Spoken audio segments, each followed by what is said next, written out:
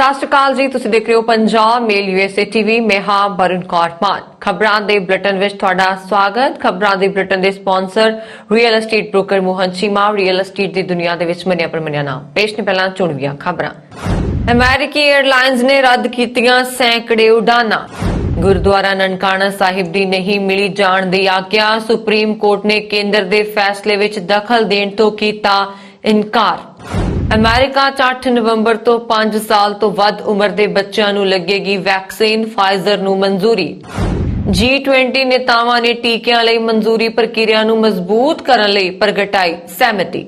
America Mexico ਸਰਹੱਦ ਤੇ ਤੈਰ ਕੇ ਪਾਰ ਕਰਨ ਦੀ ਕੋਸ਼ਿਸ਼ ਵਿੱਚ ਹੋਈ ਔਰਤ ਦੀ ਮੌਤ। ਅਮਰੀਕੀ ਸੰਸਦ ਨੇ 1984 ਦੇ ਸਿੱਖ ਕਤਲੇਆਮ ਪੀੜਤਾਂ ਨੂੰ ਦਿੱਤੀ ਸ਼ਰਧਾਂਜਲੀ। ਕਾਬੁਲ ਵਿੱਚ ਮਿਲਟਰੀ ਹਸਪਤਾਲ ਦੇ ਮੁੱਖ ਗੇਟ ਤੇ ਧਮਾਕਾ, 3 ਹਲਾਕ 16 ਜ਼ਖਮੀ। ਤੇ ਹੁਣ ਇਹਨਾਂ ਖਬਰਾਂ ਦਾ ਵਿਸਥਾਰ।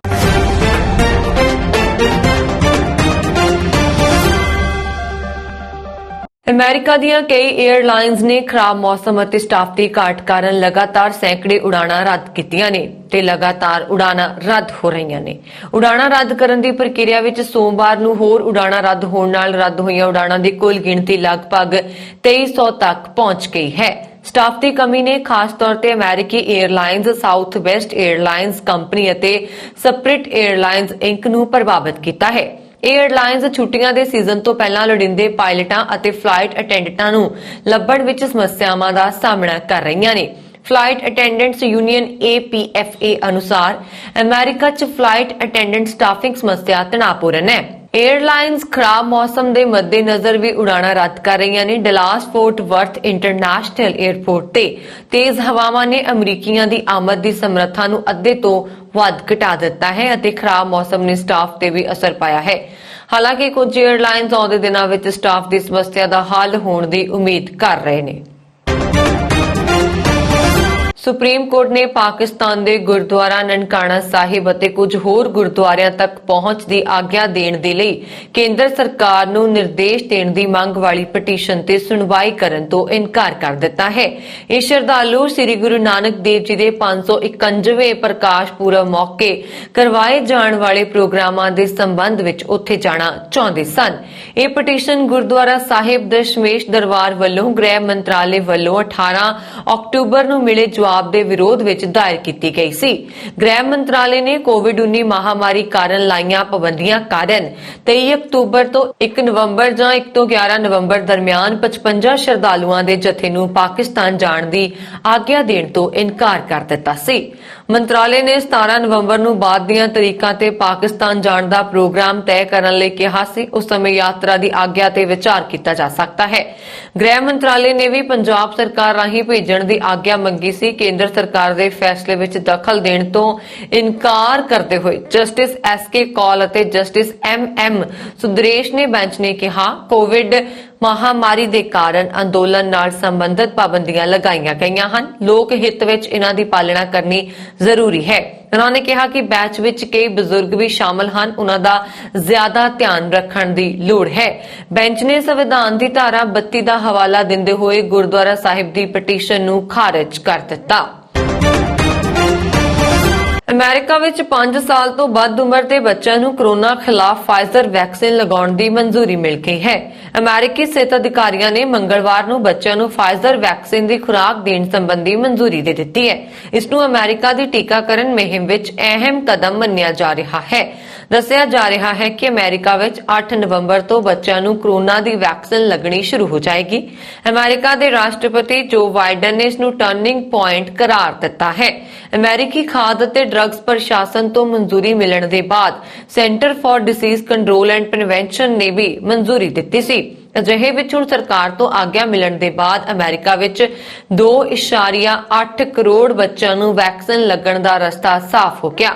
ਭਾਵੇਂ ਕਿ ਸਲਾਹਕਾਰ ਨੇ ਇਸ ਫੈਸਲੇ ਤੋਂ ਪਹਿਲਾਂ ਹੀ 5-11 ਸਾਲ ਦੇ ਬੱਚਿਆਂ ਲਈ ਲੋੜੀਂਦੀ ਵੈਕਸੀਨ ਡੋਜ਼ ਖਰੀਦ ਕੇ ਦੇਸ਼ ਭਰ ਵਿੱਚ ਭੇਜਣੀ ਸ਼ੁਰੂ ਕਰ ਦਿੱਤੀ ਹੈ। ਵਾਈਟ ਹਾਊਸ ਵੱਲੋਂ ਜਾਰੀ ਬਿਆਨ ਮੁਤਾਬਕ ਬਾਈਡਨ ਨੇ ਕਿਹਾ ਕਿ ਅਸੀਂ ਕੋਰੋਨਾ ਖਿਲਾਫ ਆਪਣੀ ਲੜਾਈ ਵਿੱਚ ਇੱਕ ਮਹੱਤਵਪੂਰਨ ਮੋੜ ਤੇ ਪਹੁੰਚ ਗਏ ਹਾਂ। ਬੱਚਿਆਂ ਦੇ ਟੀਕਾਕਰਨ ਨੂੰ ਲੈ ਕੇ ਆਸ ਲਗਾਏ ਬੈਠੇ ਮਾਪਿਆਂ ਦਾ ਇੰਤਜ਼ਾਰ ਖਤਮ ਹੋਵੇਗਾ। ਇਹ ਬੱਚਿਆਂ ਤੋਂ ਦੂਜਿਆਂ ਵਿੱਚ ਵਾਇਰਸ ਫੈਲਣ ਦੇ ਖਦਸ਼ੇ ਨੂੰ ਵੀ ਘੱਟ ਕਰੇਗਾ। ਇਹ ਕੋਰੋਨਾ ਵਾਇਰਸ ਨੂੰ ਹਰਾਉਣ ਦੀ ਸਾਡੀ ਲੜਾਈ ਵਿੱਚ ਸਾਡੇ ਦੇਸ਼ ਲਈ ਇੱਕ ਵੱਡਾ ਕਦਮ ਹੈ। ਦੱਸਿਆ ਜਾ ਰਿਹਾ ਹੈ ਕਿ ਬੱਚਿਆਂ ਨੂੰ 3 ਹਫ਼ਤਿਆਂ ਦੇ ਅੰਤਰਾਲ ਵਿੱਚ ਵੈਕਸੀਨ ਦੀਆਂ 2 ਖੁਰਾਕਾਂ ਦਿੱਤੀਆਂ ਜਾਣਗੀਆਂ। ਭਾਵੇਂ ਕਿ ਬਾਲਗਾਂ ਨੂੰ ਦਿੱਤੀ ਜਾਣ ਵਾਲੀ ਵੈਕਸੀਨ ਖੁਰਾਕ ਦੀ ਤੁਲਨਾ ਵਿੱਚ ਬੱਚਿਆਂ ਨੂੰ ਪ੍ਰਤੀ ਟੀਕੇ ਤੇ 10 ਮਾਈਕਰੋਗ੍ਰਾਮ ਵੈਕਸੀਨ ਲਗਾਈ ਜਾਏਗੀ। ਫਾਈਜ਼ਰ ਦੇ ਸੀਨੀਅਰ ਉਪ ਪ੍ਰਧਾਨ ਡਾਕਟਰ ਬਿਲ ਗੋਬਰ ਨੇ ਦੱਸਿਆ ਕਿ ਦੂਜੀ ਖੁਰਾਕ ਦੇ ਬਾਅਦ 5 ਤੋਂ 11 ਸਾਲ ਦੇ ਬੱਚਿਆਂ ਵਿੱਚ ਵੀ ਨੌਜਵਾਨਾਂ ਵਾਂਗ ਹੀ ਕੋਰੋਨਾ ਨਾਲ ਲੜਨ ਵਾਲੀ ਐਂਟੀਬਾਡੀ ਵਿਕਸਿਤ ਹੋਈ। ਉਹਨਾਂ ਨੇ ਦਾਅਵਾ ਕੀਤਾ ਕਿ ਵੈਕਸੀਨ ਦੀ ਖੁਰਾਕ ਬੱਚਿਆਂ ਵਿੱਚ ਸੁਰੱਖਿਅਤ ਸਾਬਤ ਹੋਈ।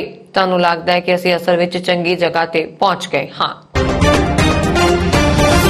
G20 ਨੇਤਾਵਾਂ ਨੇ ਇਸ ਗੱਲ ਤੇ ਸਹਿਮਤੀ ਜਤਾਈ ਹੈ ਕਿ ਵਿਸ਼ਵ ਸਿਹਤ ਸੰਗਠਨ ਕੋਵਿਡ-19 ਟੀਕਿਆਂ ਦੀ ਐਮਰਜੈਂਸੀ ਵਰਤੋਂ ਦੀ ਪ੍ਰਵਾਨਗੀ ਲਈ ਪ੍ਰਕਿਰਿਆ ਨੂੰ ਮਜ਼ਬੂਤ ਕੀਤਾ ਜਾਏਗਾ। ਮੀਡੀਆ ਨੂੰ ਜਾਣਕਾਰੀ ਦਿੰਦੇ ਹੋਏ ਗੋਇਲ ਨੇ ਕਿਹਾ ਕਿ ਨੇਤਾਵਾਂ ਨੇ G20 ਸਿਖਰ ਸੰਮੇਲਨ ਵਿੱਚ ਰੋਮ ਘੋਸ਼ਣਾ ਪੱਤਰ ਨੂੰ ਅਪਣਾਇਆ ਅਤੇ ਇਹ ਬਿਆਨ ਸਿਹਤ ਸੈਕਸ਼ਨ ਤਹਿਤ ਬਹੁਤ ਮਜ਼ਬੂਤ ਸੰਦੇਸ਼ ਦਿੰਦਾ ਹੈ, ਜਿਸ ਵਿੱਚ ਸਹਿਮਤੀ ਪ੍ਰਗਟਾਈ ਗਈ ਹੈ ਕਿ ਕੋਵਿਡ-19 ਟੀਕਾਕਰਨ ਵਿਸ਼ਵ ਲਈ ਸਭ ਤੋਂ ਲਾਭਕਾਰੀ ਹੈ। ਸ਼ੇਰਪਾ G20 ਮੈਂਬਰ ਦੇਸ਼ਾਂ ਦੇ ਨੇਤਾਵਾਂ ਦੀ ਪ੍ਰਤੀਨਿਧੀ ਹੈ ਜੋ ਸੰਮੇਲਨ ਦੇ ਏਜੰਡੇ ਦਾ ਤਾਲਮੇਲ ਕਰਦੇ ਹਨ। ਗੋਇਲ ਨੇ ਕਿਹਾ ਕਿ ਇਹ ਫੈਸਲਾ ਕੀਤਾ ਗਿਆ ਹੈ ਕਿ WHO ਵੱਲੋਂ ਸੁਰੱਖਿਅਤ ਅਤੇ ਪ੍ਰਭਾਵਸ਼ਾਲੀ ਮੰਨੇ ਗਏ ਐਂਟੀ ਕੋਵਿਡ-19 ਟੀਕਿਆਂ ਦੀ ਮਾਨਤਾ ਦੇਸ਼ ਦੇ ਰਾਸ਼ਟਰੀ ਅਤੇ ਖੂਫੀਆ ਕਾਨੂੰਨਾਂ ਅਧੀਨ ਆਪਸੀ ਤੌਰ ਤੇ ਸਵੀਕਾਰ ਕੀਤੀ ਜਾਏਗੀ। ਪਰ ਇਸ ਤੋਂ ਵੀ ਮਹੱਤਵਪੂਰਨ ਗੱਲ ਇਹ ਹੈ ਕਿ ਇਸ ਗੱਲ ਤੇ ਸਹਿਮਤੀ ਬਣੀ ਹੈ ਕਿ ਵੈਕਸੀਨ ਦੀ ਪ੍ਰਵਾਨਗੀ ਤੇ ਐਮਰਜੈਂਸੀ ਵਰਤੋਂ ਦੀ ਮਨਜ਼ੂਰੀ ਅਤੇ WHO ਦੀ ਮਨਜ਼ੂਰੀ ਪ੍ਰਕਿਰਿਆਵਾਂ ਨੂੰ ਅਨੁਕੂਲ ਬਣਾਉਣ ਵਿੱਚ ਮਦਦ ਕਰੇਗਾ। ਇਸ ਨੂੰ ਮਜ਼ਬੂਤ ਕੀਤਾ ਜਾਵੇਗਾ ਤਾਂ ਕਿ ਟੀਕਿਆਂ ਦੀ ਤੇਜ਼ੀ ਨਾਲ ਪਛਾਣ ਕਰ ਸਕਣ। ਪ੍ਰਧਾਨ ਮੰਤਰੀ ਮੋਦੀ ਨੇ ਸ਼ਨੀਵਾਰ ਨੂੰ G20 ਨੇਤਾਵਾਂ ਨੂੰ ਕਿਹਾ ਕਿ ਭਾਰਤ ਮਹਾਮਾਰੀ ਨਾਲ ਲੜਨ 'ਚ ਵਿਸ਼ਵ ਦੀ ਮਦਦ ਕਰਨ ਲਈ ਅਗਲੇ ਸਾਲ ਦੇ ਅੰਤ ਤੱਕ ਐਂਟੀ ਕੋਵਿਡ-19 ਵੈਕਸੀਨ ਦੀਆਂ 5 ਅਰਬ ਤੋਂ ਵੱਧ ਖੁਰਾਕਾਂ ਉਤਪਾਦਨ ਕਰਨ ਲਈ ਤਿਆਰ ਹੈ। ਅਮਰੀਕਾ ਮੈਕਸੀਕੋ ਸਰਹੱਦ ਨੂੰ ਤੈਰ ਕੇ ਪਾਰ ਕਰਨ ਦੀ ਕੋਸ਼ਿਸ਼ ਦੌਰਾਨ ਇੱਕ ਔਰਤ ਦੀ ਮੌਤ ਹੋਣ ਦੀ ਘਟਨਾ ਵਾਪਰੀ ਹੈ। ਅਧਿਕਾਰੀਆਂ ਅਨੁਸਾਰ ਇਸ ਮਹਿਲਾ ਦੀ ਮੌਤ ਪੈਸੀਫਿਕ ਮਹਾਸਾਗਰ ਰਾਹੀਂ ਅਮਰੀਕਾ ਵਿੱਚ ਦਾਖਲ ਹੋਣ ਦੀ ਕੋਸ਼ਿਸ਼ ਦੌਰਾਨ ਹੋਈ। US ਕਸਟਮਜ਼ ਅਤੇ ਬਾਰਡਰ ਪ੍ਰੋਟੈਕਸ਼ਨ ਨੇ ਸ਼ਨੀਵਾਰ ਨੂੰ ਜਾਣਕਾਰੀ ਦਿੰਦਿਆਂ ਦੱਸਿਆ ਕਿ US ਬਾਰਡਰ ਪੈਟਰੋਲ ਏਜੰਟਾਂ ਨੂੰ ਸ਼ੁੱਕਰਵਾਰ ਰਾਤ 11:30 ਵਜੇ ਤੋਂ ਬਾਅਦ ਟਿਜ਼ੁਆਨਾ ਤੋਂ ਅਮਰੀਕਾ ਦੇ ਬਾਰਡਰ ਫੀਲਡ ਸਟੇਟ ਪਾਰਕ ਵਿੱਚ ਦਾਖਲ ਹੋਣ ਦੀ ਕੋਸ਼ਿਸ਼ ਕਰ ਰਹੇ ਲਗਭਗ 70 ਲੋਕਾਂ ਦੀ ਸੂਚਨਾ ਪ੍ਰਾਪਤ ਹੋਈ, ਜਿਸ ਉਪਰੰਤ ਕਾਰਵਾਈ ਕਰਨ ਤੇ ਏਜੰਟਾਂ ਨੂੰ ਮ੍ਰਿਤਕ ਔਰਤ ਮਿਲੀ, ਜਿਸ ਨੂੰ ਇਸੇ ਸਮੂਹ ਵਿੱਚੋਂ ਮੰਨਿਆ ਗਿਆ ਹੈ। ਇਸ ਔਰਤ ਨੂੰ ਰਾਤ ਕਰੀਬ 12:30 ਵਜੇ ਉਸ ਨੂੰ ਮ੍ਰਿਤਕ ਘੋਸ਼ਿਤ ਕਰ ਦਿੱਤਾ ਗਿਆ, ਜਦਕਿ ਔਰਤ ਦੀ ਫਿਲਹਾਲ ਪਛਾਣ ਨਹੀਂ ਹੋ ਸਕੀ ਸੀ। ਇਸ ਦੌਰਾਨ ਬਾਰਡਰ ਪੈਟਰੋਲ ਅਨੁਸਾਰ ਏਜੰਟਾਂ ਨੇ 36 ਮੈਕਸੀਕਨ ਨਾਗਰਿਕਾਂ ਨੂੰ ਹਿਰਾਸਤ ਵਿੱਚ ਲਿਆ, ਜਿਨ੍ਹਾਂ ਵਿੱਚ 13 ਉਹ ਲੋਕ ਵੀ ਸ਼ਾਮਲ ਨੇ ਜਿਨ੍ਹਾਂ ਨੂੰ US ਕੋਸਟ ਗਾਰਡ ਦੁਆਰਾ ਪਾਣੀ ਵਿੱਚੋਂ ਕੱਢਿਆ ਗਿਆ ਸੀ। ਅਮਰੀਕੀ ਸੰਸਦ ਮੈਂਬਰ ਬ੍ਰੈਂਡਨ ਬੋਇਲ ਨੇ ਭਾਰਤ ਵਿੱਚ 1984 ਦੇ ਸਿੱਖ ਵਿਰੋਧੀ ਦੰਗਿਆਂ ਵਿੱਚ ਮਾਰੇ ਗਏ ਲੋਕਾਂ ਨੂੰ ਸ਼ਰਧਾਂਜਲੀ ਦਿੰਦੇ ਹੋਏ ਕਤਲੇਆਮ ਦੇ ਪੀੜਤ ਪਰਿਵਾਰਾਂ ਲਈ ਇਨਸਾਫ ਦੀ ਮੰਗ ਕੀਤੀ ਹੈ। ਪੈਨਸਿਲਵੇਨੀਆ ਦੇ ਸੰਸਦ ਮੈਂਬਰ ਬੋਇਲ ਨੇ ਮੰਗਲਵਾਰ ਨੂੰ ਅਮਰੀਕੀ ਪ੍ਰਤੀਨਿਧੀ ਸਭਾ ਵਿੱਚ ਕਿਹਾ, ਮੈਡਮ ਸਪੀਕਰ, ਮੈਂ ਨਵੰਬਰ 1984 ਵਿੱਚ ਭਾਰਤ 'ਚ ਹੋਏ ਸਿੱਖ ਵਿਰੋਧੀ ਦੰਗਿਆਂ ਬਾਰੇ ਗੱਲ ਕਰਨਾ ਚਾਹੁੰਦਾ ਹਾਂ, ਜਿਸ ਨੂੰ ਸਿੱਖ ਕਤਲੇਆਮ ਵੀ ਕਿਹਾ ਜਾਂਦਾ ਹੈ। ਭਾਰਤ ਦੀ ਉਸ ਸਮੇਂ ਦੀ ਪ੍ਰਧਾਨ ਮੰਤਰੀ ਇੰਦਰਾ ਗਾਂਧੀ ਦਾ 31 ਅਕਤੂਬਰ 1984 ਨੂੰ ਉਹਨਾਂ ਦੇ 2 ਸਿੱਖ ਅੰਗ ਰੱਖਿਅਕਾਂ ਦੁਆਰਾ ਕਤਲ ਕੀਤੇ ਜਾਣ ਤੋਂ ਬਾਅਦ ਦੇਸ਼ ਵਿੱਚ ਸਿੱਖ ਵਿਰੋਧੀ ਦੰਗੇ ਭੜਕ ਗਏ ਸਨ। ਬੋਇਲ ਨੇ ਕਿਹਾ ਕਿ ਅਮਰੀਕਾ ਵਿੱਚ 1.25 ਲੱਖ ਤੋਂ ਵੱਧ ਸਿੱਖ ਹਨ ਜੋ 130 ਸਾਲ ਪਹਿਲਾਂ ਇੱਥੇ ਆਉਣਾ ਸ਼ੁਰੂ ਹੋਏ ਸਨ। ਉਹਨਾਂ ਨੇ ਕਿਹਾ, ਭਾਰਤ ਦੀ ਪ੍ਰਧਾਨ ਮੰਤਰੀ ਇੰਦਰਾ ਗਾਂਧੀ ਦੇ ਕਤਲ ਤੋਂ ਬਾਅਦ 1 ਨਵੰਬਰ 1984 ਨੂੰ ਭਾਰਤ ਦੀ ਰਾਜਧਾਨੀ ਦਿੱਲੀ ਅਤੇ ਹੋਰ ਕਈ ਸ਼ਹਿਰਾਂ ਵਿੱਚ ਸਿੱਖਾਂ ਦਾ ਕਤਲੇਆਮ ਹੋਇਆ ਸੀ। ਉਸ ਦਿਨ ਦੇ ਤੜਕੇ ਪਹਿਲਾਂ ਸਿੱਖ ਵਿਅਕਤੀ ਨੂੰ ਮਾਰਿਆ ਗਿਆ ਸੀ ਅਤੇ ਇਹ ਹਿੰਸਾ 3 ਦਿਨਾਂ ਤੱਕ ਚੱਲੀ ਸੀ, ਜਿਸ ਵਿੱਚ ਸਿੱਖ ਭਾਈਚਾਰੇ ਦੇ ਹਜ਼ਾਰਾਂ ਲੋਕ ਮਾਰੇ ਗਏ ਸਨ। ਇਸ ਕਤਲੇਆਮ ਤੋਂ ਬਾਅਦ ਕਥਿਤ ਤੌਰ ਤੇ ਲਗਭਗ 20,000 ਸਿੱਖਾਂ ਨੂੰ ਭੱਜਣ ਲਈ ਮਜਬੂਰ ਕੀਤਾ ਗਿਆ, ਜਿਸ ਨਾਲ ਅਣਗਿਣਤ ਲੋਕ ਵਿਸਥਾਪਿਤ ਹੋਏ। ਸੰਸਦ ਨੇ ਕਿਹਾ, ਮੈਡਮ ਸਪੀਕਰ, ਸਿੱਖ ਕਤਲੇਆਮ ਨੂੰ ਯਾਦ ਕਰਨਾ ਉਹਨਾਂ ਸਾਰੇ ਪੀੜਤ ਪਰਿਵਾਰਾਂ ਲਈ ਨਿਆਂ ਅਤੇ ਜਵਾਬਦੇਹੀ ਦੀ ਲੜਾਈ ਵਿੱਚ ਇੱਕ ਮਹੱਤਵਪੂਰਨ ਅਤੇ ਇਤਿਹਾਸਕ ਕਦਮ ਹੈ। ਅਫਗਾਨਿਸਤਾਨ ਦੀ ਰਾਜਧਾਨੀ ਕਾਬੁਲ ਵਿੱਚ ਮਿਲਟਰੀ ਹਸਪਤਾਲ ਦੇ ਮੁੱਖ ਗੇਟ ਤੇ ਹੋਏ ਧਮਾਕੇ ਵਿੱਚ 3 ਜਣਿਆਂ ਦੀ ਮੌਤ ਹੋ ਗਈ, ਜਦੋਂ ਕਿ 16 ਜ਼ਖਮੀ ਹੋ ਗਏ। ਤਾਲਿਬਾਨ ਸਰਕਾਰ ਦੇ ਗ੍ਰਹਿ ਮੰਤਰਾਲੇ ਦੇ ਤਰਜਮਾਨ ਸਈਦ ਖੋਸਤੀ ਨੇ ਇੱਕ ਟਵੀਟ ਵਿੱਚ ਕਿਹਾ ਕਿ ਸਰਦਾਰ ਮੁਹੰਮਦ ਦਾਊਦ ਖਾਨ ਮਿਲਟਰੀ ਹਸਪਤਾਲ ਦੇ ਬਾਹਰ ਮੁੱਖ ਗੇਟ ਤੇ ਧਮਾਕਾ ਹੋਇਆ। ਵਿਸ਼ੇਸ਼ ਸੁਰੱਖਿਆ ਦਸਤਾ ਘਟਨਾ ਸਥਾਨ ਤੇ ਮੌਜੂਦ ਹੈ। ਸ਼ਹਿਰ ਵਾਸੀਆਂ ਨੇ ਕਿਹਾ ਕਿ ਕਾਬੁਲ ਦੇ 10ਵੇਂ ਜ਼ਿਲ੍ਹੇ ਵਿੱਚ ਹਸਪਤਾਲ ਦੇ ਬਾਹਰ 2 ਧਮਾਕੇ ਹੋਏ। ਉਹਨਾਂ ਗੋਲੀਬਾਰੀ ਦੀ ਆਵਾਜ਼ ਵੀ ਸੁਣੀ। ਬਾਅਦ ਵਿੱਚ ਵਜ਼ੀਰ ਅਕਬਰ ਖਾਨ ਹਸਪਤਾਲ ਦੇ ਡਾਇਰੈਕਟਰ ਸਈਦ ਅਬਦੁੱਲਾ ਅਹਿਮਦੀ ਨੇ ਕਿਹਾ ਕਿ ਧਮਾਕੇ ਵਿੱਚ ਮਾਰੇ ਗਏ 3 ਵਿਅਕਤੀਆਂ ਅਤੇ 9 ਜ਼ਖਮੀਆਂ ਨੂੰ ਉਹਨਾਂ ਦੇ ਹਸਪਤਾਲ ਲਿਆਂਦਾ ਗਿਆ ਸੀ। ਬਾਕੀ 9 ਜਣਿਆਂ ਨੂੰ ਅਫਗਾਨਿਸਤਾਨ ਐਮਰਜੈਂਸੀ ਹਸਪਤਾਲ ਭੇਜਿਆ ਗਿਆ ਹੈ। रूस के राष्ट्रपति व्लादिमीर पुतिन भारत रूस दबुल्ले शिखर सम्मेलन विच हिस्सा लैण लई दसंबर महीने विच भारत दौरे ते जा सकते ने। इस दौरे ते अगले दहाके लई मिलिटरी टैक्नीकल सहयोग सने रखिया आर्थिक वपारक विज्ञान ਅਤੇ ਟੈਕਨੋਲੋਜੀ ਨੂੰ ਲੈ ਕੇ ਕਈ ਸੰਧੀਆਂ ਹੋਣ ਦੀ ਸੰਭਾਵਨਾ ਹੈ। ਸੂਤਰਾਂ ਮੁਤਾਬਕ ਸੰਮੇਲਨ ਵਿੱਚ ਪੁਤਿਨ ਦੇ ਹਿੱਸਾ ਲੈਣ ਦੇ ਅਸਾਰ ਨੇ ਕਿਉਂਕਿ 2020 ਵਿੱਚ ਕਰੋਨਾ ਮਹਾਮਾਰੀ ਕਾਰਨ ਇਸ ਸੰਮੇਲਨ ਨੂੰ ਮੁਲਤਵੀ ਕਰਨਾ ਪਿਆ ਸੀ। ਹਾਲ ਹੀ ਵਿੱਚ ਮਾਸਕੋ ਵਿੱਚ ਭਾਰਤ ਦੇ ਰਾਜਦੂਤ ਅਹੁਦੇ ਤੋਂ ਸੇਵਾ ਮੁਕਤ ਹੋਏ ਡੀਵੀ ਵੈਂਕਟੇਸ਼ ਸ਼ਰਮਾ ਨੇ ਰੂਸੀ ਨਿਊਜ਼ ਏਜੰਸੀ ਟੈਸ ਨੂੰ ਦੱਸਿਆ ਕਿ ਭਾਰਤ ਅਤੇ ਰੂਸ ਸੰਮੇਲਨ ਨੂੰ ਲੈ ਕੇ ਪੂਰੀ ਤੇਜ਼ੀ ਨਾਲ ਕੰਮ ਕਰ ਰਹੇ ਹਨ। ਇਸ ਸੰਮੇਲਨ ਵਿੱਚ ਰੱਖਿਆ ਆਰਥਿਕ ਵਪਾਰਕ ਵਿਗਿਆਨ ਅਤੇ ਟੈਕਨੋਲੋਜੀ ਆਦਿ ਖੇਤਰਾਂ ਵਿੱਚ ਕਈ ਸੰਧੀਆਂ ਹੋਣ ਦੀ ਉਮੀਦ ਹੈ। ਇਸ ਤੋਂ ਇਲਾਵਾ ਅਗਲੇ ਦਹਾਕੇ 2021 ਤੋਂ ਲੈ ਕੇ 2031 ਤੱਕ ਲਈ ਫੌਜੀ ਟੈਕਨੀਕੀ ਸਹਿਯੋਗ ਦਾ ਐਲਾਨ ਵੀ ਕੀਤਾ ਜਾ ਸਕਦਾ ਹੈ। ਸ਼ਰਮਾ ਨੇ ਦੱਸਿਆ ਕਿ ਉਹ S-400 ਜਿਹੇ ਮਹੱਤਵਪੂਰਨ 에ਅਰ ਡਿਫੈਂਸ ਸਿਸਟਮ ਡੀਲ ਨੂੰ ਲੈ ਕੇ ਪਹਿਲਾਂ ਹੀ ਕੰਮ ਕਰ ਰਹੇ ਨੇ। ਮੇਡ ਇਨ ਇੰਡੀਆ ਪ੍ਰੋਗਰਾਮ ਤਹਿਤ 7 ਲੱਖ AK-203 ਰਾਈਫਲਸ ਬਣਾਉਣ ਨੂੰ ਲੈ ਕੇ ਕੰਮ ਕੀਤਾ ਜਾ ਰਿਹਾ ਹੈ। ਇਸ ਤੋਂ ਇਲਾਵਾ ਕਈ ਟੈਂਕ ਖਰੀਦਣ ਦੀ ਵੀ ਤਿਆਰੀ ਕੀਤੀ ਜਾ ਰਹੀ ਹੈ। ਦੁਨੀਆ ਭਰ ਦੇ ਵਿਗਿਆਨੀ ਆਪਣੇ ਦੇਸ਼ ਨੂੰ ਤਾਕਤਵਰ ਬਣਾਉਣ ਦੇ ਲਈ ਦਿਨ ਰਾਤ ਕੰਮ ਕਰਦੇ ਰਹਿੰਦੇ ਨੇ ਅਤੇ ਪੂਰੀ ਦੁਨੀਆ ਵਿੱਚ ਹਥਿਆਰਾਂ ਦੀ ਰੇਸ ਵੀ ਉਸੇ ਰਫ਼ਤਾਰ ਨਾਲ ਜਾਰੀ ਹੈ। ਇਸੇ ਸਾਲ ਚੀਨ ਨੇ ਹਾਈਪਰਸੋਨਿਕ ਮਿਜ਼ਾਈਲਾਂ ਦਾ ਪ੍ਰੀਖਣ ਕੀਤਾ ਤੇ ਅਗਲੇ ਸਾਲ ਅਮਰੀਕਾ ਵਿਸ਼ਵ ਦਾ ਸਭ ਤੋਂ ਖਤਰਨਾਕ ਲੇਜ਼ਰ ਹਥਿਆਰ ਦਾ ਪ੍ਰੀਖਣ ਕਰਨ ਜਾ ਰਿਹਾ ਹੈ। ਇਸ ਲੇਜ਼ਰ ਹਥਿਆਰ ਦੇ ਬਾਰੇ ਵਿੱਚ ਦਾਅਵਾ ਕੀਤਾ ਜਾ ਰਿਹਾ ਹੈ ਕਿ ਇਹ ਦੁਨੀਆ ਦਾ ਸਭ ਤੋਂ ਖਤਰਨਾਕ ਲੇਜ਼ਰ ਹਥਿਆਰ ਹੈ। ਅਮਰੀਕੀ ਸੈਨਾ ਅਗਲੇ ਸਾਲ ਆਪਣੇ ਹੁਣ ਤੱਕ ਦੇ ਸਭ ਤੋਂ ਤਾਕਤਵਰ 300 ਕਿਲੋਵਾਟ ਦੇ ਲੇਜ਼ਰ ਹਥਿਆਰ ਦਾ ਪ੍ਰਦਰਸ਼ਨ ਕਰਨ ਦੀ ਯੋਜਨਾ ਬਣਾ ਰਹੀ ਹੈ। ਜਨਰਲ ਇਲੈਕਟ੍ਰੋਮੈਗਨੈਟਿਕ ਸਿਸਟਮ ਅਤੇ ਬੋਇੰਗ ਮਿਲ ਕੇ ਇਸ ਡਿਵਾਈਸ ਦਾ ਨਿਰਮਾਣ ਕਰ ਰਹੇ ਨੇ ਜੋ ਕਿ ਇੱਕ ਸ਼ਿਪਿੰਗ ਕੰਟੇਨਰ ਦੇ ਆਕਾਰ ਦਾ ਹੈ ਅਤੇ ਇਸ ਭਾਰੀ ਟੈਂਕਰ ਤੇ ਇਸ ਨੂੰ ਲਾਇਆ ਜਾ ਸਕਦਾ ਹੈ। ਇਸ ਤੇ ਮੁਖੀ ਸਕਾਟ ਫੋਰਨੀ ਨੇ ਬਿਆਨ ਵਿੱਚ ਕਿਹਾ ਕਿ ਕਾਫੀ ਜ਼ਿਆਦਾ ਤਾਕਤਵਰ, ਕਾਫੀ ਖਤਰਨਾਕ ਅਤੇ ਹੁਣ ਤੱਕ ਬਣਾਏ ਗਏ ਸਾਰੇ ਲੇਜ਼ਰ ਹਥਿਆਰਾਂ ਵਿੱਚ ਸਭ ਤੋਂ ਜ਼ਿਆਦਾ ਖਤਰਨਾਕ ਹੋਏਗਾ। US ਨੇਵੀ ਨੇ 2014 ਵਿੱਚ USS ਪੌਂਸ ਤੇ 30 ਕਿਲੋਵਾਟ ਆਉਟਪੁੱਟ ਦੇ ਨਾਲ ਪਹਿਲਾ ਲੇਜ਼ਰ ਹਥਿਆਰ ਤੈਨਾਤ ਕੀਤਾ ਸੀ। ਜ਼ਿਆਦਾਤਰ ਲੇਜ਼ਰ ਹਥਿਆਰ 30 ਤੋਂ 100 ਕਿਲੋਵਾਟ ਦੀ ਸੀਮਾ ਵਿੱਚ ਹੁੰਦੇ ਨੇ ਜੋ ਮੁੱਖ ਤੌਰ ਤੇ ਛੋਟੇ ਡਰੋਨ ਨੂੰ ਡੇਗਣ ਦੇ ਲਈ ਇਸਤੇਮਾਲ ਕੀਤੇ ਜਾਂਦੇ ਨੇ। ਲੇਕਿਨ ਜਿਸ ਨਵੇਂ ਲੇਜ਼ਰ ਹਥਿਆਰ ਦਾ ਨਿਰਮਾਣ ਕੀਤਾ ਜਾ ਰਿਹਾ ਉਹ 300 ਕਿਲੋਵਾਟ ਦਾ ਹੈ ਅਤੇ ਇਹ ਮਿਜ਼ਾਈਲਾਂ ਨੂੰ ਡੇਗਣ ਦੀ ਵੀ ਸਮਰੱਥਾ ਰੱਖਦਾ ਹੈ। ਕੈਲੀਫੋਰਨੀਆ ਦੇ ਗਿਲਰੋਏ ਵਿੱਚ ਸ਼ਨੀਵਾਰ ਨੂੰ ਇੱਕ ਸਿਟੀ ਕੌਂਸਲ ਮੈਂਬਰ ਦੇ ਘਰ ਗੋਲੀਬਾਰੀ ਦੀ ਘਟਨਾ ਵਾਪਰੀ ਜਿਸ ਵਿੱਚ ਇੱਕ ਵਿਅਕਤੀ ਦੀ ਮੌਤ ਹੋ ਗਈ ਅਤੇ 3 ਹੋਰ ਜ਼ਖਮੀ ਹੋ ਗਏ। ਪੁਲਿਸ ਵਿਭਾਗ ਨੇ ਜਾਣਕਾਰੀ ਦਿੱਤੀ ਕਿ ਜਦੋਂ ਅਧਿਕਾਰੀ ਘਟਨਾ ਸਥਾਨ ਤੇ ਪਹੁੰਚੇ ਤਾਂ ਉਹਨਾਂ ਨੂੰ ਰਿਹਾਇਸ਼ ਤੇ ਇੱਕ ਵੱਡੀ ਆਊਟਡੋਰ ਪਾਰਟੀ ਚੱਲਦੀ ਮਿਲੀ।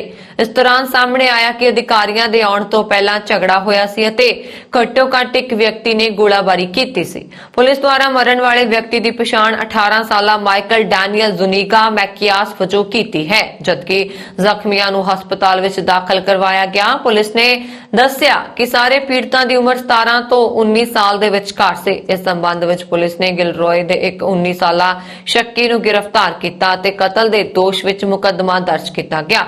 ਘਟਨਾ ਵਾਲੀ ਥਾਂ ਦੀ ਤਲਾਸ਼ੀ ਦੌਰਾਨ ਜਾਂਚਕਰਤਾਵਾਂ ਨੂੰ 2 ਹਥਿਆਰ ਅਤੇ ਹੋਰ ਸਬੂਤ ਮਿਲੇ। ਪੁਲਿਸ ਦੇ ਅਨੁਸਾਰ ਇਹ ਝਗੜਾ ਗਿਲਰੋਏ ਸਿਟੀ ਕੌਂਸਲ ਮੈਂਬਰ ਰਿਬੇਕਾ ਐਰਮੈਂਡਰਿਸ ਦੇ ਘਰ ਦੁਪਹਿਰ 1 ਵਜੇ ਤੋਂ ਪਹਿਲਾਂ ਹੋਇਆ ਅਤੇ ਇਸ ਗੋਲਾਬਾਰੀ ਦੀ ਜਾਂਚ ਕੀਤੀ ਜਾ ਰਹੀ ਹੈ। ਪਾਕਿਸਤਾਨ ਦੇ ਰਾਜ ਖੈਬਰ ਪਖਤੂਨਖਵਾ ਚ ਸਿੱਖ ਫਿਰਕੇ ਦੇ ਲੋਕਾਂ ਵੱਲੋਂ ਪਾਏ ਜਾਂਦੇ ਧਾਰਮਿਕ ਚਿੰਨ੍ਹ ਗਾਤਰੇ ਦੇ ਕਾਰਨ ਪਰੇਸ਼ਾਨੀ ਦਾ ਸਾਹਮਣਾ ਕਰਨਾ ਪੈ ਰਿਹਾ ਹੈ। ਸੂਤਰਾਂ ਅਨੁਸਾਰ ਖੈਬਰ ਪਖਤੂਨਖਵਾ ਵਿਧਾਨ ਸਭਾ ਮੈਂਬਰ ਰਣਜੀਤ ਸਿੰਘ ਨੇ ਦੋਸ਼ ਲਾਇਆ ਕਿ ਉਹ ਜਦ ਵੀ ਵਿਧਾਨ ਸਭਾ ਸਮੇਤ ਪੁਲਿਸ ਸਟੇਸ਼ਨ, ਅਦਾਲਤ ਅਤੇ ਹਵਾਈ ਸਫ਼ਰ ਕਰਦੇ ਨੇ ਤਾਂ ਉਹਨਾਂ ਨੂੰ ਵੀ ਆਪਣਾ ਧਾਰਮਿਕ ਚਿੰਨ੍ਹ ਗਾਤਰਾ ਪਾ ਕੇ ਜਾਣ ਦੀ ਮਨਜ਼ੂਰੀ ਨਹੀਂ ਹੁੰਦੀ। ਜਦੋਂ ਵਿਧਾਨ ਸਭਾ ਵਿੱਚ ਜਾਂਦੇ ਹਨ ਤਾਂ ਆਪਣੇ ਗਾਤਰੇ ਨੂੰ ਕਾਰ ਵਿੱਚ ਛੱਡ ਕੇ ਜਾਂਦੇ ਨੇ। ਕੁਝ ਹੋਰ ਸਿੱਖ ਨੇਤਾ ਬਾਬਾ ਗੁਰਪਾਲ ਸਿੰਘ ਆਦਿ ਨੇ ਵੀ ਇਸੇ ਤਰ੍ਹਾਂ ਦੇ ਦੋਸ਼ ਲਗਾਉਂਦਿਆਂ ਕਿਹਾ ਕਿ ਵਿਦੇਸ਼ਾਂ ਵਿੱਚ ਤਾਂ ਸਾਨੂੰ ਗਾਤਰਾ ਧਾਰਨ ਕਰਕੇ ਕਿਤੇ ਵੀ ਜਾਣ ਦੀ ਛੋਟ ਹੈ ਪਰ ਪਾਕਿਸਤਾਨ ਵਿੱਚ ਸਾਨੂੰ ਇਹ ਧਾਰਮਿਕ ਆਜ਼ਾਦੀ ਨਹੀਂ ਹੈ ਜਦਕਿ ਖੈਬਰ ਪਖਤੂਨਖਵਾ ਵਿੱਚ 45,000 ਤੋਂ ਜ਼ਿਆਦਾ ਸਿੱਖ ਰਹਿੰਦੇ ਹਨ। ਕੋਰੋਨਾ ਵਾਇਰਸ ਮਹਾਮਾਰੀ ਨੇ ਅਮਰੀਕਾ ਦੀਆਂ ਜੇਲ੍ਹਾਂ ਵਿੱਚ ਸਟਾਫ ਦੀ ਘਾਟ ਪੈਦਾ ਕਰ ਦਿੱਤੀ ਹੈ। ਇਸ ਦੇ ਦੌਰਾਨ ਬਹੁਤ ਸਾਰੇ ਜੇਲ੍ਹ ਅਫਸਰ ਘੱਟ ਤਨਖਾਹ, ਜ਼ਿਆਦਾ ਕੰਮ ਤੇ ਕੋਰੋਨਾ ਕਾਰਨ ਆਪਣਾ ਕੰਮ ਛੱਡ ਰਹੇ ਨੇ। ਅਮਰੀਕਾ ਵਿੱਚ ਜੇਲ੍ਹਾਂ ਵਿੱਚ ਕੈਦੀਆਂ ਦੀ ਆਬਾਦੀ ਜੋ ਮਹਾਮਾਰੀ ਦੌਰਾਨ ਘਟੀ ਸੀ, ਇੱਕ ਵਾਰ ਫਿਰ ਤੋਂ ਵੱਧ ਰਹੀ ਹੈ, ਜਦਕਿ ਘੱਟ ਗਾਰਡ ਹੋਣ ਕਾਰਨ ਪ੍ਰਸ਼ਾਸਨ ਲਈ ਸਮੱਸਿਆ ਪੈਦਾ ਹੋ ਰਹੀ ਹੈ। ਜਾਰਜੀਆ ਵਿੱਚ ਕੁਝ ਜੇਲ੍ਹਾਂ 70% ਤੱਕ ਖਾਲੀ ਅਸਾਮੀਆਂ ਦੀ ਰਿਪੋਰਟ ਕਰਦੀਆਂ ਨੇ। ਨਿਬਾਰਸਕਾ ਵਿੱਚ ਕਰਮਚਾਰੀਆਂ ਦੇ ਓਵਰਟਾਈਮ ਦੇ ਘੰਟੇ 4 ਗੁਣਾ ਹੋ ਗਏ ਨੇ ਤੇ ਘੱਟ ਅਫਸਰਾਂ ਨੂੰ ਜ਼ਿਆਦਾ ਘੰਟੇ ਕੰਮ ਕਰਨ ਲਈ ਕਿਹਾ ਜਾਂਦਾ ਹੈ। ਫਲੋਰੀਡਾ ਨੇ ਘੱਟ ਸਟਾਫ ਦੇ ਕਾਰਨ 140 ਤੋਂ ਵੱਧ ਜੇਲ੍ਹਾਂ ਵਿੱਚ 3 ਨੂੰ ਅਸਥਾਈ ਤੌਰ ਤੇ ਬੰਦ ਕਰ ਦਿੱਤਾ। ਕੰਸਾਸ ਵਿੱਚ ਅਫਸਰਾਂ ਲਈ 400 ਤੋਂ ਵੱਧ ਖਾਲੀ ਨੌਕਰੀਆਂ ਹਨ ਅਤੇ ਟੈਕਸਾਸ ਵਿੱਚ ਗਾਰਡਾਂ ਨੇ ਦਿਨ ਵਿੱਚ 16 ਘੰਟੇ ਕੰਮ ਕੀਤਾ। ਅਧਿਕਾਰੀਆਂ ਅਨੁਸਾਰ ਪਾਬੰਦੀਆਂ ਜੋ ਕੋਵਿਡ-19 ਦੇ ਫੈਲਣ ਨੂੰ ਰੋਕਣ ਵਜੋਂ ਸ਼ੁਰੂ ਹੋਈਆਂ ਹਨ ਅਜੇ ਜਾਰੀ ਹਨ, ਕਿਉਂਕਿ ਗਤੀਵਿਧੀਆਂ ਦੀ ਨਿਗਰਾਨੀ ਕਰਨ ਲਈ ਲੋੜੀਂਦੇ ਗਾਰਡ ਨਹੀਂ ਹਨ। ਇਸ ਦੌਰਾਨ ਜੇਲ੍ਹ ਵਿਭਾਗ ਦਾ ਕਹਿਣਾ ਹੈ ਕਿ ਉਹ ਨਵੇਂ ਸਟਾਫ ਦੀ ਭਰਤੀ ਲਈ ਪਹਿਲਾਂ ਨਾਲੋਂ ਜ਼ਿਆਦਾ ਕੋਸ਼ਿਸ਼ ਕਰ ਰਹੇ ਨੇ ਅਤੇ ਦੂਸਰੇ ਭੱਤੇ ਦੇ ਰਹੇ ਨੇ, ਜਿਵੇਂ ਕਿ ਹਾਇਰਿੰਗ ਬੋਨਸ, ਤਨਖਾਹਾਂ ਵਿੱਚ ਵਾਧਾ ਆਦਿ। ਪਿਛਲੇ ਕਈ ਮਹੀਨਿਆਂ ਤੋਂ ਭਾਰਤ ਦੀ ਰਾਜਧਾਨੀ ਦਿੱਲੀ ਦੀ ਹਿੱਕ ਤੇ ਬੈਠ ਕੇ ਆਪਣੇ ਹੱਕਾਂ ਲਈ ਅੰਦੋਲਨ ਕਰ ਰਹੇ ਕਿਸਾਨਾਂ ਦੀਆਂ ਮੰਗਾਂ ਹੱਲ ਕਰਨ ਲਈ ਬੇਸ਼ੱਕ ਮੋਦੀ ਸਰਕਾਰ ਨੇ ਹੁੰਗਾਰਾ ਨਹੀਂ ਭਰਿਆ, ਪਰ ਇਸ ਕਿਸਾਨ ਅੰਦੋਲਨ ਨੂੰ ਦੁਨੀਆ ਭਰ ਦੇ ਇਨਸਾਫ ਪਸੰਦ ਲੋਕਾਂ ਵੱਲੋਂ ਹਮਾਇਤ ਮਿਲ ਰਹੀ ਹੈ, ਜਿਸ ਕਾਰਨ ਮੋਦੀ ਸਰਕਾਰ ਦੇ ਪ੍ਰਧਾਨ ਮੰਤਰੀ ਨਰਿੰਦਰ ਮੋਦੀ ਦੁਨੀਆ ਦੇ ਜਿਸ ਵੀ ਕੋਨੇ ਵਿੱਚ ਆਪਣੇ ਸਰਕਾਰੀ ਦੌਰੇ ਤੇ ਜਾਂਦੇ ਨੇ, ਲੋਕ ਉਹਨਾਂ ਦਾ ਉੱਥੇ ਹੀ ਵਿਰੋਧ ਕਰਦੇ ਨੇ। ਅਜਿਹਾ ਹੀ ਮਾਹੌਲ ਇਟਲੀ ਦੀ ਰਾਜਧਾਨੀ ਰੋਮ ਵਿਖੇ ਹੋਏ G20 ਸਿਖਰ ਸੰਮੇਲਨ ਮੌਕੇ ਵੇਖਣ ਨੂੰ ਮਿਲਿਆ, ਜਿੱਥੇ ਪ੍ਰਧਾਨ ਮੰਤਰੀ ਨਰਿੰਦਰ ਮੋਦੀ ਦਾ ਇਟਲੀ ਸਰਕਾਰ ਤੇ ਮੋਦੀ ਦਾ ਸਰਕਾਰੀ ਤਾਣਾ ਬਾਣਾ ਸਵਾਗਤ ਕਰਨ ਨੂੰ ਪੱਬੀ ਹੋ ਤੁਰ ਰਿਹਾ ਸੀ। ਉੱਥੇ ਦੇਸ਼ ਦੀ ਰਾਜਧਾਨੀ ਰੋਮ ਦੇ ਪਿਆਸਾ ਵਿਕਟੋਰੀਆ ਵਿਖੇ ਮਾਰ ਮੂਵਮੈਂਟ ਸਿੱਖ ਯੂਥ ਇਟਲੀ ਅਤੇ ਪੰਜਾਬ OG ਵੱਲੋਂ ਸਮੂਹ ਨੌਜਵਾਨਾਂ ਦੇ ਸਹਿਯੋਗ ਨਾਲ ਇੱਕ ਵਿਸ਼ਾਲ ਰੋਸ ਪ੍ਰਦਰਸ਼ਨ ਕੀਤਾ ਗਿਆ। ਇਸ ਵਿੱਚ ਕਿਸਾਨ ਅੰਦੋਲਨ ਦੀ ਡਟ ਕੇ ਹਮਾਇਤ ਕੀਤੀ ਗਈ ਅਤੇ ਮੋਦੀ ਸਰਕਾਰ ਦੇ ਵਿਰੁੱਧ ਨੌਜਵਾਨਾਂ ਦੇ ਵੱਖ-ਵੱਖ ਆਗੂਆਂ ਵੱਲੋਂ ਨਾਅਰੇਬਾਜ਼ੀ ਵੀ ਕੀਤੀ ਗਈ। ਰੋਮ ਦੀਆਂ ਸੜਕਾਂ ਕਿਸਾਨ ਮਜ਼ਦੂਰ ਏਕਤਾ ਜ਼ਿੰਦਾਬਾਦ ਅਤੇ ਭਾਰਤ ਸਰਕਾਰ ਮੁਰਦਾਬਾਦ ਦੇ ਨਾਅਰਿਆਂ ਨਾਲ ਗੂੰਜ ਰਹੀਆਂ ਸਨ ਤੇ ਆਉਣ ਜਾਣ ਵਾਲਾ ਹਰ ਰਾਹਗੀਰ ਦਾ ਧਿਆਨ ਆਪਣੇ ਵੱਲ ਖਿੱਚ ਰਹੀਆਂ ਸਨ। ਲਗਭਗ 3 ਘੰਟੇ ਚੱਲੇ ਸ਼ਾਂਤਮਈ ਰੋਸ ਪ੍ਰਦਰਸ਼ਨ ਵਿੱਚ ਜ਼ਿਆਦਾਤਰ ਨੌਜਵਾਨ ਵਰਗ ਵੱਲੋਂ ਸ਼ਮੂਲੀਅਤ ਕੀਤੀ ਗਈ ਸੀ। ਹਿੰਦੂ ਫੋਰਮ ਕੈਨੇਡਾ ਨੇ ਦੇਸ਼ ਦੇ ਸਭ ਤੋਂ ਵੱਧ ਆਬਾਦੀ ਵਾਲੇ ਸੂਬੇ ਓਨਟਾਰੀਓ ਵਿੱਚ ਹਿੰਦੂ ਵਿਰਾਸਤੀ ਮਹੀਨਾ ਮਨਾਉਣ ਦੀ ਸ਼ੁਰੂਆਤ ਕੀਤੀ, ਜਿਸ ਵਿੱਚ ਲਗਭਗ 10 ਲੱਖ ਹਿੰਦੂ ਰਹਿੰਦੇ ਹਨ। ਦੇਵੀ ਮੰਦਰ ਪਿਕਰਿੰਗ ਦੇ ਸਹਿਯੋਗ ਨਾਲ ਕੈਨੇਡੀਅਨ ਹਿੰਦੂਆਂ ਦੇ ਕੁੱਲ ਰੂਟ ਸੰਗਠਨ ਨੇ ਹਿੰਦੂ ਵਿਰਾਸਤੀ ਮਹੀਨਾ ਮਨਾਉਣ ਵਾਲੀ ਗ੍ਰੇਟਰ ਟੋਰਾਂਟੋ ਖੇਤਰਾਂ ਵਿੱਚ ਵਿਸ਼ਾਲ ਬਿਲਬੋਰਡ ਪ੍ਰਦਰਸ਼ਿਤ ਕੀਤੇ। ਇਸ ਪ੍ਰੋਗਰਾਮ ਦੇ ਇੱਕ ਮੈਂਬਰ ਨੇ ਕਿਹਾ, ਅੱਜ ਦਾ ਦਿਨ ਬਹੁਤ ਖੁਸ਼ੀ ਭਰਪੂਰ ਅਤੇ ਸ਼ੁਭ ਹੈ ਕਿਉਂਕਿ ਦੇਵੀ ਮੰਦਰ ਅਤੇ ਹਿੰਦੂ ਫੋਰਮ ਕੈਨੇਡਾ ਨੇ ਮਿਲ ਕੇ ਹਿੰਦੂ ਵਿਰਾਸਤੀ ਮਹੀਨਾ ਮਨਾਇਆ। ਦਸੰਬਰ 2016 ਵਿੱਚ ਇਸ ਮਹੀਨੇ ਨੂੰ ਹਿੰਦੂ ਵਿਰਾਸਤੀ ਮਹੀਨੇ ਵਜੋਂ ਘੋਸ਼ਿਤ ਕੀਤਾ ਗਿਆ। ਇਸ ਤੋਂ ਇਲਾਵਾ ਟੋਰਾਂਟੋ ਜ਼ਿਲ੍ਹਾ ਸਕੂਲ ਬੋਰਡ ਆਫ ਟਰਸਟੀਜ਼ ਨੇ VOTING ਕੀਤੀ ਅਤੇ ਇਸ ਮਹੀਨੇ ਨੂੰ ਓਮ ਬ੍ਰਹਮੰਡ ਦੀ ਧੁਨੀ ਥੀਮ ਨਾਲ ਪਛਾਣਨ ਬਾਰੇ ਕਿਹਾ। ਇਸ ਸਮਾਗਮ ਦਾ ਉਦਘਾਟਨ ਟੋਰਾਂਟੋ ਵਿੱਚ ਭਾਰਤ ਦੇ ਕੌਂਸਲੇਟ ਜਨਰਲ ਅਪੂਰਵਾ ਸ਼੍ਰੀਵਾਸਤਵ ਨੇ ਕੀਤਾ। ਉਹਨਾਂ ਨੇ ਸਾਰੇ ਭਾਈਚਾਰੇ ਦੇ ਮੈਂਬਰਾਂ ਨੂੰ ਦੀਵਾਲੀ ਦੀਆਂ ਸ਼ੁਭਕਾਮਨਾਵਾਂ ਦਿੱਤੀਆਂ। ਓਨਟਾਰੀਓ ਦੇ ਵਿੱਤ ਮੰਤਰੀ ਪੀਟਰ ਨੇ ਹਿੰਦੂ ਫੋਰਮ ਕੈਨੇਡਾ ਨੂੰ ਓਨਟਾਰੀਓ ਦਾ ਪ੍ਰੀਮੀਅਰ ਸੰਦੇਸ਼ ਪੇਸ਼ ਕੀਤਾ। ਉਹਨਾਂ ਨੇ ਕਿਹਾ ਕਿ ਹਿੰਦੂ ਕੈਨੇਡੀਅਨਾਂ ਨੇ ਦੇਸ਼ ਵਿੱਚ ਮਹੱਤਵਪੂਰਨ ਭੂਮਿਕਾ ਨਿਭਾਈ ਹੈ ਕਿਉਂਕਿ ਅਸੀਂ ਟਰੈਕ ਤੇ ਹਾਂ ਅਤੇ ਬਹੁਤ ਸੱਭਿਆਚਾਰਕ ਭਾਈਚਾਰਿਆਂ ਅਤੇ ਸੰਸਥਾਵਾਂ ਨੇ ਇਸ ਜਾਨਲੇਵਾ ਵਾਇਰਸ ਨੂੰ ਹਰਾਉਣ ਵਿੱਚ ਬਿਹਤਰ ਭੂਮਿਕਾ ਨਿਭਾਈ। ਸਮਾਰੋਹ ਵਿੱਚ 200 ਤੋਂ ਵੱਧ ਕਮਿਊਨਿਟੀ ਮੈਂਬਰਾਂ ਨੇ ਹਿੱਸਾ ਲਿਆ। ਸਮਾਗਮ ਦੌਰਾਨ ਕੋਰੋਨਾ ਵਾਇਰਸ ਪ੍ਰੋਟੋਕਾਲ ਦੀ ਪਾਲਣਾ ਕਰਦੇ ਹੋਏ 2 ਘੰਟੇ ਤੋਂ ਵੱਧ ਸਮੇਂ ਤੱਕ ਭਜਨ ਅਤੇ ਸੱਭਿਆਚਾਰਕ ਨਾਚਾਂ ਦਾ ਪ੍ਰਦਰਸ਼ਨ ਕੀਤਾ ਗਿਆ। ਸਥਾਨਕ ਗੁਰਦੁਆਰਾ ਸਾਹਿਬ ਦੇ ਸਿੱਖ ਆਗੂਆਂ ਦੇ ਨਾਲ ਸਥਾਨਕ ਪੁਲਿਸ ਅਧਿਕਾਰੀ, ਸੂਬਾਈ ਪਾਰਲੀਮੈਂਟ ਦੇ ਮੈਂਬਰ, ਡਿਪਟੀ ਮੇਅਰ ਅਤੇ ਹੋਰ ਪਤਵੰਤੇ ਵੀ ਇਸ ਮੌਕੇ ਤੇ ਪੁੱਜੇ।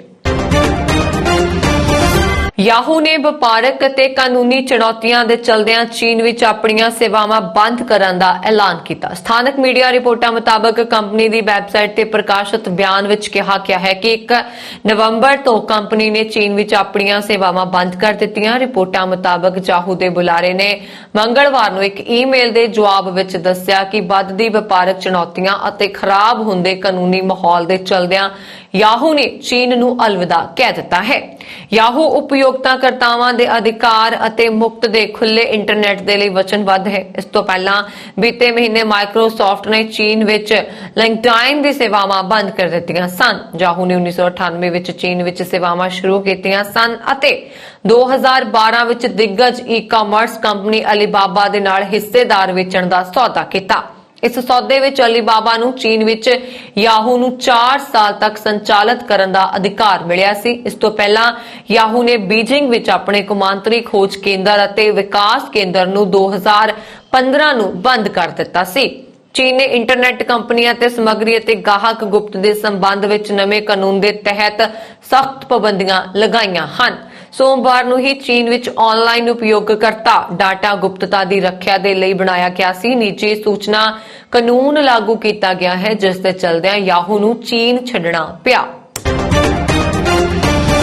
ਸੋਮਵਾਰ ਤੋਂ ਕੋਵਿਡ-19 ਤੋਂ ਬਚਾਅ ਲਈ ਵੈਕਸੀਨ ਲਗਾਉਣੀ ਜ਼ਰੂਰੀ ਹੋਣ ਉਪਰੰਤ ਨਿਊਯਾਰਕ ਸ਼ਹਿਰ ਦੇ ਅੱਗ ਬੁਝਾਊ ਵਿਭਾਗ ਦੇ ਸੈਂਕੜੇ ਮੁਲਾਜ਼ਮ ਛੁੱਟੀ ਉੱਪਰ ਚਲੇ ਗਏ। ਅੱਗ ਬੁਝਾਊ ਵਿਭਾਗ ਨਿਊਯਾਰਕ ਦੇ ਕਮਿਸ਼ਨਰ ਡੈਨੀਅਲ ਏ ਨਿਗਾਰੋ ਨੇ ਕਿਹਾ ਕਿ ਵੈਕਸੀਨ ਲਗਵਾਉਣ ਦੇ ਵਿਰੋਧ ਵਿੱਚ 2300 ਮੁਲਾਜ਼ਮ ਆਪਣੇ ਆਪ ਨੂੰ ਬਿਮਾਰ ਦੱਸ ਕੇ ਛੁੱਟੀ ਤੇ ਚਲੇ ਗਏ। ਆਮ ਤੌਰ ਤੇ 800 ਤੋਂ 1000 ਤੱਕ ਮੁਲਾਜ਼ਮ ਬਿਮਾਰੀ ਦੀ ਛੁੱਟੀ ਲੈਂਦੇ ਨੇ। ਨਿਗਰੋ ਨੇ ਦੱਸਿਆ ਕਿ ਮੁਲਾਜ਼ਮ ਵੈਕਸੀਨ ਦਾ ਵਿਰੋਧ ਕਰ ਰਹੇ ਨੇ। ਉਹਨਾਂ ਨੇ ਮੁਲਾਜ਼ਮਾਂ ਨੂੰ ਅਪੀਲ ਕਰਦਿਆਂ ਕਿਹਾ ਕਿ ਜੇਕਰ ਤੁਸੀਂ ਸੱਚਮੁੱਚ ਹੀ ਬਿਮਾਰ ਹੋ ਤਾਂ ਠੀਕ ਹੋ ਤਾਂ ਕਿਉਂਕਿ ਤੁਹਾਡਾ ਕੰਮ ਖਤਰਨਾਕ ਹੈ ਤੇ ਜੇਕਰ ਤੁਸੀਂ ਬਿਮਾਰ ਨਹੀਂ ਹੋ ਤਾਂ ਮੈਂ ਚਾਹੁੰਦਾ ਹਾਂ ਕਿ ਤੁਸੀਂ ਕੰਮ ਉੱਪਰ ਆ ਜਾਵੋ। ਅਧਿਕਾਰੀਆਂ ਨੇ ਖਦਸ਼ਾ ਪ੍ਰਗਟ ਕੀਤਾ ਹੈ ਕਿ ਅੱਗ ਬੁਝਾਊ ਵਿਭਾਗ ਨੂੰ ਮੁਲਾਜ਼ਮਾਂ ਦੀ ਘਾਟ ਦਾ ਸਾਹਮਣਾ ਕਰਨਾ ਪੈ ਸਕਦਾ ਹੈ।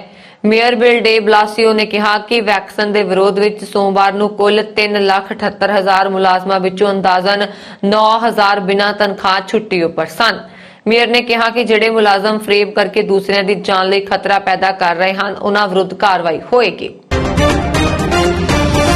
ਕੈਨੇਡਾ ਦੇ ਬ੍ਰਿਟਿਸ਼ ਕੋਲੰਬੀਆ ਸੂਬੇ ਦੇ ਸ਼ਹਿਰ ਕਲੋਨਾ ਵਿਖੇ ਇੱਕ ਸਿਰਫਰੇ ਅੰਗਰੇਜ਼ ਵੱਲੋਂ ਬੱਸ ਵਿੱਚ ਸਫ਼ਰ ਕਰ ਰਹੀਆਂ ਪੰਜਾਬਣ ਕੁੜੀਆਂ ਤੇ ਸ਼ਬਦੀ ਨਸਲੀ ਹਮਲਾ ਕਰਨ ਦੀ ਖਬਰ ਮਿਲੀ ਹੈ। ਘਟਨਾ ਕੱਲ ਸ਼ਾਮ 6 ਵਜੇ ਦੀ ਹੈ, ਜਦੋਂ ਕੁਝ ਪੰਜਾਬਣ ਕੁੜੀਆਂ ਕਲੋਨਾ ਵਿਖੇ ਟ੍ਰਾਂਜ਼ਿਟ ਦੀ ਬੱਸ ਵਿੱਚ ਗੱਲਾਂ ਕਰ ਰਹੀਆਂ ਸਨ ਤਾਂ ਬੱਸ ਵਿੱਚ ਸਵਾਰ ਇੱਕ ਅੰਗਰੇਜ਼ ਵਿਅਕਤੀ ਨੇ ਪਹਿਲਾਂ ਤਾਂ ਕੁੜੀਆਂ ਦੀ ਨਕਲ ਕਰਨੀ ਸ਼ੁਰੂ ਕੀਤੀ, ਫਿਰ ਉਹਨਾਂ ਦੀ ਭਾਸ਼ਾ ਦਾ ਮਜ਼ਾਕ ਉਡਾਇਆ। ਇਸ ਦੌਰਾਨ ਉੱਥੇ ਹੱਥੋਂ-ਪਾਈ ਵੀ ਹੋਈ, ਫਿਰ ਅੱਡੇ ਤੇ ਬੱਸ 'ਚੋਂ ਉਤਰ ਗਿਆ। BC ਟ੍ਰਾਂਜ਼ਿਟ ਦੇ ਅਧਿਕਾਰੀਆਂ ਨੇ ਇਸ ਨਸਲੀ ਹਮਲੇ ਦੀ ਪੁਲਿਸ ਕੋਲ ਸ਼ਿਕਾਇਤ ਦਰਜ ਕਰਵਾ ਦਿੱਤੀ ਹੈ।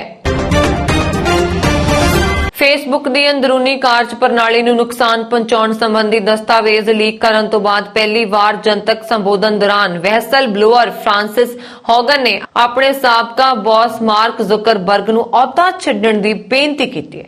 ਉਹਨਾਂ ਨੇ ਕਿਹਾ ਕਿ ਅਜਿਹਾ ਕਰਨ ਨਾਲ ਹੀ ਬਦਲਾਅ ਆਏਗਾ, ਨਾ ਕਿ ਕੰਪਨੀ ਦੀ ਦੁਆਰਾ ਬ੍ਰਾਂਡਿੰਗ ਲਈ ਸਾਧਨਾਂ ਦੇ ਨਿਵੇਸ਼ ਨਾਲ। ਪੁਰਤਗਾਲ ਦੀ ਰਾਜਧਾਨੀ ਲਿਸਬਨ ਵਿੱਚ ਹੋਏ ਟੈਕ ਫੈਸਟ ਦੌਰਾਨ ਹੌਗਨ ਨੇ ਸੋਮਵਾਰ ਨੂੰ ਕਿਹਾ, ਅਜਿਹਾ ਨਹੀਂ ਲੱਗਦਾ ਕਿ ਜਦੋਂ ਤੱਕ ਜ਼ੁਕਰਬਰਗ ਫੇਸਬੁੱਕ ਦੇ CEO ਹਨ ਉਦੋਂ ਤੱਕ ਕੰਪਨੀ 'ਚ ਬਦਲਾਅ ਹੋਣ ਵਾਲਾ ਹੈ। ਜ਼ੁਕਰਬਰਗ ਨੂੰ ਅਹੁਦਾ ਛੱਡ ਦੇਣਾ ਚਾਹੀਦਾ ਹੈ, ਉਸ ਤੇ ਬਣੇ ਰਹਿਣਾ ਚਾਹੀਦਾ ਹੈ। ਸੰਬੰਧੀ ਤੇ ਇੱਕ ਸਵਾਰ ਤੇ ਫੇਸਬੁੱਕ ਦੀ ਸਾਬਕਾ ਪ੍ਰੋਡਕਟ ਮੈਨੇਜਰ ਨੇ ਕਿਹਾ, ਸ਼ਾਇਦ ਇਹ ਕਿਸੇ ਹੋਰ ਲਈ ਬਾਗਡੋਰ ਸੰਭਾਲਣ ਦਾ ਮੌਕਾ ਹੋਵੇਗਾ। ਸੁਰੱਖਿਆ ਤੇ ਧਿਆਨ ਦੇਣ ਦੀ ਇੱਛਾ ਰੱਖਣ ਵਾਲੀ ਨਵੀਂ ਲੀਡਰਸ਼ਿਪ ਨਾਲ ਫੇਸਬੁੱਕ ਹੋਰ ਮਜ਼ਬੂਤ ਹੋਵੇਗਾ। ਅਗਲੀ ਖਬਰ, ਪੰਜਾਬ ਦੇ ਮੁੱਖ ਮੰਤਰੀ ਚਰਨਜੀਤ ਸਿੰਘ ਚੰਨੀ ਅਤੇ ਪੰਜਾਬ ਪ੍ਰਦੇਸ਼ ਕਾਂਗਰਸ ਕਮੇਟੀ ਦੇ ਪ੍ਰਧਾਨ ਨਵਜੋਤ ਸਿੰਘ ਸਿੱਧੂ ਉੱਤਰਾਖੰਡ ਵਿੱਚ ਕੇਦਾਰਨਾਥ ਧਾਮ ਦੇ ਦਰਸ਼ਨ ਕਰਕੇ ਮੰਗਲਵਾਰ ਨੂੰ ਚੰਡੀਗੜ੍ਹ ਪਰਤੇ। ਸਫ਼ਰ ਦੌਰਾਨ ਚੰਨੀ ਅਤੇ ਸਿੱਧੂ ਦਰਮਿਆਨ ਇੱਕ ਗੰਭੀਰ ਚੁੱਪੀ ਬਣੀ ਰਹੀ। ਮੁੱਖ ਮੰਤਰੀ ਚੰਨੀ ਵੱਲੋਂ ਪੰਜਾਬ ਵਿੱਚ ਬਿਜਲੀ ਦਰਾਂ 3 ਰੁਪਏ ਸਸਤੀਆਂ ਕਰਨ ਦੇ ਐਲਾਨ ਦੀ ਆਲੋਚਨਾ ਕਰਦੇ ਹੋਏ ਸਿੱਧੂ ਨੇ ਇਸ ਨੂੰ ਜਨਤਾ ਲਈ ਮਹਿਜ਼ ਲਾਲੀਪੌਪ ਕਰਾਰ ਦਿੱਤਾ ਸੀ। ਆਪਣੀ ਹੀ ਸਰਕਾਰ ਦੀ ਅਜਿਹੀ ਖੁੱਲ੍ਹੀ ਆਲੋਚਨਾ ਕਰਕੇ ਸਿੱਧੂ ਨੇ ਮੁੱਖ ਮੰਤਰੀ ਚੰਨੀ ਨੂੰ ਹੀ ਨਹੀਂ ਬਲਕਿ ਪੂਰੇ ਪੰਜਾਬ ਦੇ ਮੰਤਰੀ ਮੰਡਲ ਨੂੰ ਨਾਰਾਜ਼ ਕੀਤਾ। ਇਸ ਦੇ ਬਾਵਜੂਦ ਮੰਗਲਵਾਰ ਨੂੰ ਸਿੱਧੂ ਅਤੇ ਚੰਨੀ ਪੰਜਾਬ ਮਾਮਲਿਆਂ ਦੇ ਸਾਬਕਾ ਇੰਚਾਰਜ ਹਰੀਸ਼ ਰਾਵਤ ਨੂੰ ਮਿਲਣ ਗਏ। ਜਾਣਕਾਰੀ ਮੁਤਾਬਕ ਚੰਨੀ ਨੇ ਰਾਵਤ ਨਾਲ ਕਰੀਬ 15 ਮਿੰਟ ਨਿੱਜੀ ਗੱਲਬਾਤ ਕੀਤੀ, ਜਿਸ ਵਿੱਚ ਉਹਨਾਂ ਨੇ ਬਿਜਲੀ ਦੇ ਮੁੱਦੇ ਤੇ ਸਿੱਧੂ ਵੱਲੋਂ ਕੀਤੀ ਸਰਕਾਰ ਦੀ ਬਦਨਾਮੀ ਦਾ ਮੁੱਦਾ ਵੀ ਉਠਾਇਆ। ਇਸ ਮੀਟਿੰਗ ਤੋਂ ਬਾਅਦ ਰਾਵਤ ਨੇ ਸਿੱਧੂ ਦਾ ਨਾਂ ਲਏ ਬਿਨਾਂ ਕਿਹਾ ਕਿ ਮੌਜੂਦਾ ਚੋਣ ਮਾਹੌਲ ਵਿੱਚ ਉਹਨਾਂ ਦੀ ਪਾਰਟੀ ਬਾਰੇ ਅਜਿਹੀ ਬਿਆਨਬਾਜ਼ੀ ਕਿਸੇ ਵੀ ਆਗੂ ਨੂੰ ਸ਼ੋਭਾ ਨਹੀਂ ਦਿੰਦੀ ਅਤੇ ਅਜਿਹਾ ਕੋਈ ਬਿਆਨ ਨਹੀਂ ਹੋਣਾ ਚਾਹੀਦਾ ਕਿ ਸਰਕਾਰ ਨੂੰ ਸਪਸ਼ਟੀਕਰਨ ਦੇਣ ਲਈ ਮਜਬੂਰ ਹੋਣਾ ਪਵੇ। ਰਾਵਤ ਨੇ ਵੀ ਕਿਹਾ ਕਿ ਉਹ ਇਸ ਮਾਮਲੇ ਵਿੱਚ ਹਾਈ ਕਮਾਨ ਨੂੰ ਸੂਚਿਤ ਕਰਨ। ਤੇ ਇਹ ਸਨ ਹੁਣ ਤੱਕ ਦੀਆਂ ਖਬਰਾਂ। ਮੈਨੂੰ ਵਰੁਣ ਕੌਰ ਮਾਨ ਨੂੰ ਦਿਵਾ ਗਿਆ। ਹੋਰ ਖਬਰਾਂ ਦੇ ਲਈ ਸਾਡਾ YouTube ਚੈਨਲ ਪੰਜਾਬ ਮਿਲ USA TV ਜ਼ਰੂਰ ਸਬਸਕ੍ਰਾਈਬ ਕਰਨਾ। ਸਤਿ ਸ਼੍ਰੀ ਅਕਾਲ।